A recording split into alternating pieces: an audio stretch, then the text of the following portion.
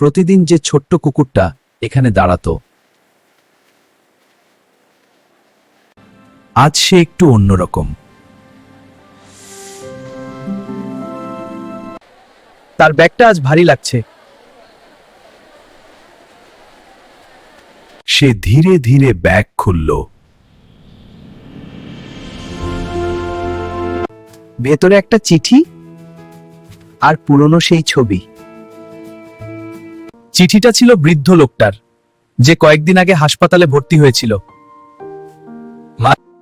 চিঠিতে লেখা, আমি হয়তো ফিরবো না, কিন্তু তুমি অপেক্ষা করো না। কুকুরটা আজও দাঁড়িয়ে আছে, কিন্তু এবার অপেক্ষা না, স্মৃতি নিয়ে। ভালোবাসা কখনো মরে না, মানুষ মরে।